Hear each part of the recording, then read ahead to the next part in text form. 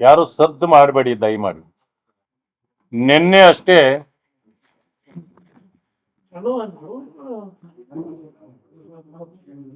ರಾಜ್ಯದಲ್ಲಿರುವ ಮಾನ್ಯ ಸಿದ್ದರಾಮಯ್ಯನವರ ನೇತೃತ್ವದ ಕಾಂಗ್ರೆಸ್ ಸರ್ಕಾರ ಸಾಧನೆಗಳ ಸಮಾವೇಶದ ಹೆಸರಿನಲ್ಲಿ ವಿಜಯನಗರ ಜಿಲ್ಲೆಯ ಹಂಪಿ ಐತಿಹಾಸಿಕ ಸ್ಥಳದಲ್ಲಿ ಸಾಧನೆಯ ಸಮಾವೇಶ ಅಂತ ಮಾಡಿದ್ದಾರೆ. ನನ್ನ ಪ್ರಕಾರ ಕಾಂಗ್ರೆಸ್ನ ಸಾಧನೆಗಳು 0. ಜನರ ವೇದನೆಗಳ ಸಮಾವೇಶ ಅದಾಗಬೇಕಾಗಿತ್ತು.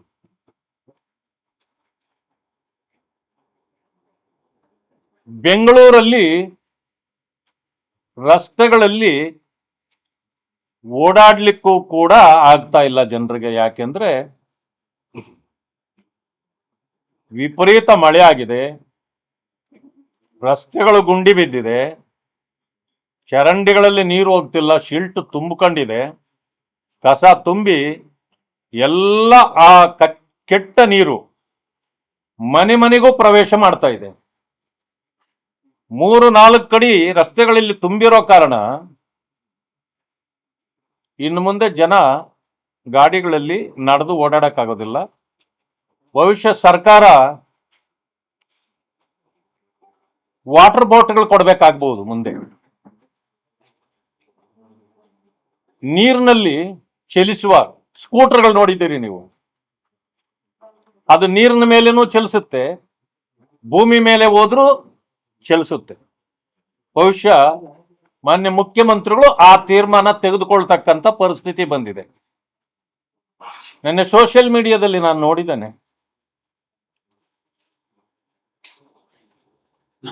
ಹೆಣ್ಣು ಮಕ್ಕಳು ಸೋಷಿಯಲ್ ಮೀಡಿಯಾದಲ್ಲಿ ಹಾಕ್ಕೊಂಡಿದ್ದಾರೆ, ನೀವೇನು ಗೃಹಲಕ್ಷ್ಮಿ ಅಂತೇಳಿ 2,000 ಕೊಡ್ತಿದ್ದೀರೋ, ನೀವು 5 ವರ್ಷ ಕೊಟ್ಟಿದ್ದೂ ಕೂಡ ನಮ್ಮ ಮನೆಗೆ ನೀರು ನುಗ್ಗಿ ಹಾಳಾಗಿದೆಯಲ್ಲ ವಸ್ತುಗಳು, ಅಷ್ಟನ್ನು ಖರೀದಿ ಮಾಡಲಿಕ್ಕೆ ಸಾಧ್ಯ ಇಲ್ಲ ಅಂತೇಳಿ ಹಾಕಿದ್ದಾರೆ.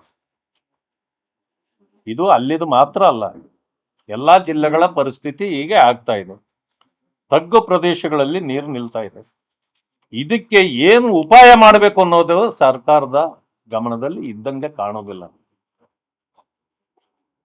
ಇದು ಒಂದು ಕಡೆ ಆದ್ರೆ, ಈ ಸರ್ಕಾರದ ಸಾಧನೆ, ದೊಡ್ಡ ಸಾಧನೆ ಏನೆಂದ್ರೆ ಭ್ರಷ್ಟಾಚಾರ ಕಮಿಷನ್ ಹೊಡೆದಿದ್ದೇ ದೊಡ್ಡ ಸಾಧನೆ. ಇವರು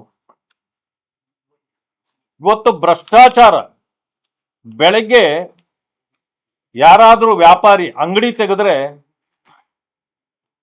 ದೇವರಲ್ಲಿ ಬೇಡ್ಕೊಳ್ತಾರೆ, ಇವತ್ತು ನನಗೆ ಒಳ್ಳೆ ವ್ಯಾಪಾರ ಆಗ್ಲಿಪ್ಪ ಅಂತ. ಆದ್ರೆ ಈ ಸರ್ಕಾರ ಬೆಳಗ್ಗೆ ಕಚೇರಿಗಳು, ಸರ್ಕಾರ ಮಂತ್ರಿಗಳು ಸೇರಿದಂತೆ ಅವರ ಕಚೇರಿ ತೆರೆದ ತಕ್ಷಣ ಅವರು ಕೂಡ ಪ್ರಾರ್ಥನೆ ಮಾಡ್ತಾರೆ, ಇವತ್ತು ನಮ್ಮದು ಒಳ್ಳೆ ವ್ಯಾಪಾರ ಆಗ್ಲಿಪ್ಪ ಅಂತ. ಯಾವ ವ್ಯಾಪಾರ ಅದು? ಭ್ರಷ್ಟಾಚಾರದ ವ್ಯಾಪಾರ. ಈ ರೀತಿ ರಾಜ್ಯದ ಖಜಾನೆಯನ್ನ, ಜನರನ್ನ ಲೂಟಿ ಮಾಡ್ತಕ್ಕಂಥ ಸರ್ಕಾರ, ಇಂಥ ಕೆಟ್ಟ ಸರ್ಕಾರವನ್ನ ನಾವು ಯಾವತ್ತೂ ಕಂಡಿಲ್ಲ. ಸಿದ್ದರಾಮಯ್ಯನವರು 5 ಲಕ್ಷಕ್ಕೆ ಅವರ ಏನೋ ಮಾವನ ಭಾವ ಇದನ್ನ ಆಗ್ಬೇಕು, ಹೆಂಡತಿಯ ಅಣ್ಣ ಭಾವ ಇದ 5 ಲಕ್ಷಕ್ಕೆ ಜಮೀನು ತಗೊಂಡು 62 ಕೋಟಿ ಕೊಟ್ರೆ ನಾನು ಇದನ್ನು ಸೈಟ್ಗಳನ್ನು ಕೊಟ್ಬಿಡ್ತೇನೆ ವಾಪಸ್ ಅಂದ್ರು. ಅದು ಇಲ್ಲೀಗಲ್ ಅಂತ ಆಮೇಲೆ ಗೊತ್ತಾಯ್ತು. ಇನ್ನು ತುಂಬಾ ದಿವಸ ಇದನ್ನ ಇಟ್ಕೊಂಡ್ರೆ ನನ್ನ ತಲೆ ಹೋಗುತ್ತೆ ಅಂತೇಳಿ ರಾತ್ರಿ ತಗ್ಗಲ್ಲ, ಬಗ್ಗಲ್ಲ, ಜಗ್ಗಲ್ಲ ಅಂದ್ರು. ಮತ್ತೆ ಯಾಕೆ 14 ಸೈಟ್ಗಳನ್ನ ವಾಪಸ್ ಕೊಟ್ರು?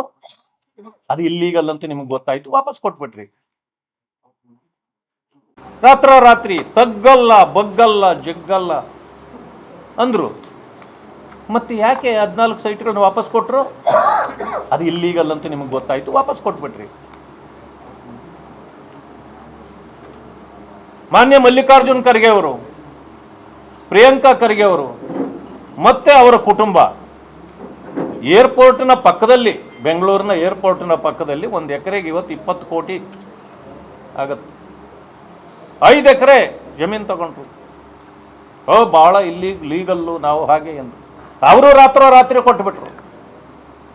ಯಾಕಂದರೆ ಇಲ್ಲೀಗಲ್ ಅಂತ ಗೊತ್ತಾಯಿತು. ಒಂದು ಕುಟುಂಬಕ್ಕೆ, ಅದರಲ್ಲೂ ರಾಜಕೀಯದಲ್ಲಿ ದೊಡ್ಡ ಎತ್ತರಕ್ಕೆ ಬೆಳೆದು ಅಧಿಕಾರದಲ್ಲೇ ಇರೋರು ತಗೊಳ್ಳಂಗಿಲ್ಲ. ಅವ್ರಿಗೂ ಅರಿವಾಯಿತು, ವಾಪಸ್ ಕೊಟ್ಬಿಟ್ರು. ಆದರೆ ಒಂದು ನೀತಿ ಪ್ರಾರಂಭ ಆಯಿತು, ಕದ್ದ ಮಾಲು ವಾಪಸ್ ಕೊಡ್ಬೋದು, ವಾಪಸ್ ಕೊಟ್ಟ ಮೇಲೆ ಕೇಸ್ ಇಲ್ಲ ಅಂತಾಯಿತು. ಗುಲ್ಬರ್ಗಕ್ಕೂ ಇದು ಆಗತ್ತಾ? ಇನ್ನು ಮುಂದೆ ಯಾರಾದರೂ ಇಲ್ಲಿ ಕದ್ದರೆ ಸಹಜವಾಗಿ ಕಳ್ಳತನಗಳು ನಡೀತದೆ. ಸಿಕ್ಕಾಕೊಂಡ ಮೇಲೆ ಕದ್ದ ಮಾಲು ವಾಪಸ್ ಕೊಟ್ಟರೆ ಕೇಸಿಲ್ಲ ಅಂತೇಳಿ ಪೊಲೀಸ್ ಸ್ಟೇಷನ್ಗಳಿನ ಮೇಲೆ ಬೋರ್ಡ್ ಹಾಕ್ಬೋದಾ? ಇದು ನನ್ನ ಪ್ರಶ್ನೆ. ಹೀಗೆ ಲೂಟಿಯಲ್ಲಿ ತೊಡಗಿದೆ.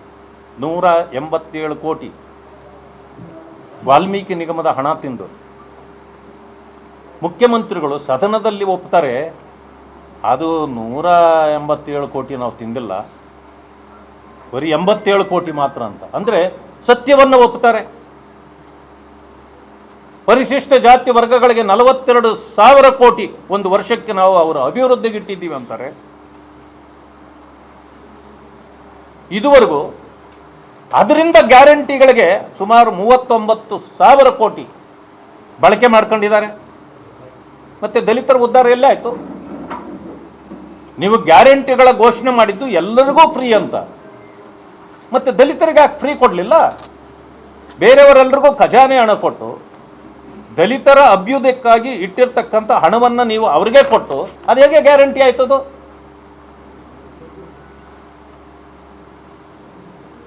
ಹೀಗೆ ಈ ಸರ್ಕಾರ ಎಲ್ಲವನ್ನು ಲೂಟಿ ಮಾಡಿದೆ.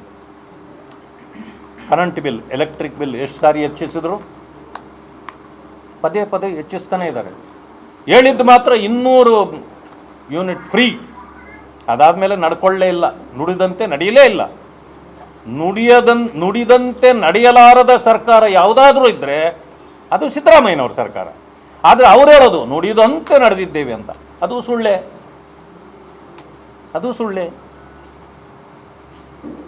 ಅದಾದಮೇಲೆ ರೈತರಿಗಾಗಿ ಪಂಪ್ ಸೆಟ್ಗಳಿಗೆ ಅದಲ್ಲ, ಈಗ ಅದಕ್ಕೂ ಚಾರ್ಜ್ ಮಾಡೋ ಕಾಲ ಬಂದಿದೆ. ಅಲ್ಲಿ ಮೀಟ್ರು ಹಾಕ್ತಾ ಇದ್ದಾರೆ. ಟ್ರಾನ್ಸ್ಫಾರ್ಮರ್ಗೆ 20,000ದಿಂದ 25,000 ಕೊಟ್ಟಿದ್ದಿದ್ರೆ ಟ್ರಾನ್ಸ್ಫಾರ್ಮರ್ ಬರ್ತಿತ್ತು ಮೊದಲು. ಈಗ 3 ಲಕ್ಷ ಬೇಕು. ಅದಾದಮೇಲೆ ಹಾಲಿನ ರೇಟ್ 3 ಸಾರಿ ಹೆಚ್ಚಿಸಿದ್ರು. ರೈತರಿಗೆ ಕೊಡ್ತೇವೆ, 5 ರೂಪಾಯಿ ಎಕ್ಸ್ಟ್ರಾ ಕೊಡ್ತೇವೆ ನಮ್ಮ ಸರ್ಕಾರ ಬಂದೆ ಅಂದರು. 3 ರೂಪಾಯಿ ಮೊದಲು ಏರಿಸಿದ್ರು, ರೈತರಿಗೆ 1 ರೂಪಾಯಿ ಕೊಡಲಿಲ್ಲ. 2 ರೂಪಾಯಿ ಏರಿಸಿದ್ರು, ರೈತರಿಗೆ 1 ರೂಪಾಯಿ ಕೊಡಲಿಲ್ಲ. ಮೊನ್ನೆ 4 ರೂಪಾಯಿ ಏರಿಸಿದ್ರು, ಈಗಲೂ ರೈತರಿಗೆ ಕೊಡಲಿಲ್ಲ. 9 ರೂಪಾಯಿ ಹೆಚ್ಚಿಸಿದ್ವಿ. ಯಾವುದೇ ಕಾರಣಕ್ಕೆ ಪೆಟ್ರೋಲ್ ಡೀಸೆಲ್ ಏರಿಸೋದಿಲ್ಲ ಅಂದಿದ್ರು. ನಿಮ್ಮ ಆಶ್ವಾಸನೆ ಈಡೇರಲೇ ಇಲ್ಲ. ಬಂದ ತಕ್ಷಣ ಈಗ 2 ಸಾರಿ ನೀವು ಪೆಟ್ರೋಲ್ ಡೀಸೆಲ್ ರೇಟ್ಗಳನ್ನು ಜಾಸ್ತಿ ಮಾಡಿದ್ರಿ. ಆದರೆ ನೀವು ಇರುವಾಗ ಹೋರಾಟ ಮಾಡುವಾಗ ಒಂದು ನ್ಯಾಯ, ಅದಾದ ಮೇಲೆ ಬಂದ ಮೇಲೆ ಇನ್ನೊಂದು ನ್ಯಾಯ. ಅಫಿಡಿವೇಟ್ಗೂ ಶುಲ್ಕ ಮಾಡಿದ್ರಿ. ಸ್ಟ್ಯಾಂಪ್ ಡ್ಯೂಟಿ ಇವತ್ತು ಎಷ್ಟೊಂದು ಏರಿಸಿಬಿಟ್ರಿ, 150% ಏರಿಸಿಬಿಟ್ರಿ. ನೀರಿನ ಮೇಲೇನೂ ಇವತ್ತು ಶುಲ್ಕ ಏರಿಸಿದೆ. ಬೆಲೆ ಏರಿಸೋದು ಅಂತಂದರೆ ಅದಕ್ಕೆ ಇತಿ ಮಿತಿ ಇಲ್ಲದ ಬೆಲೆ ಏರಿಕೆಗಳು. ಏನಂತಂದರೆ ಖಜಾನೆಗೆ ಹಣ ಬರಬೇಕು.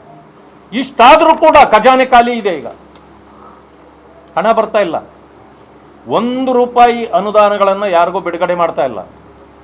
ವಿಶೇಷವಾಗಿ BJP ಶಾಸಕರಿರೋ ಕಡೆ 1 ರೂಪಾಯಿ ಇಲ್ಲ. ಕಾಂಗ್ರೆಸ್ ಶಾಸಕರಿರೋ ಕಡೆ ಕೆಲವರಿಗೆ ಕೊಡ್ತಾರೆ, ಯಾರು ಅವ್ರಿಗೆ ಪ್ರಿಯರೋ ಅವ್ರಿಗೆ ಕೊಡ್ತಾರೆ, ಯಾರು ಅಪ್ರಿಯರೋ ಅವರಿಗೆ ಸಿಗೋದೇ ಇಲ್ಲ. ಯಾರು ಮಂತ್ರಿಗಳಿದ್ದಾರೆ ಲೂಟಿ ಮಾಡ್ಕೊಂಡೇ ಬರ್ತಿದ್ದಾರೆ. ನಾನು ನಿನ್ನೆ ನೋಡಿದೆ, ಅನುದಾನದ ಪ್ರಶ್ನೆ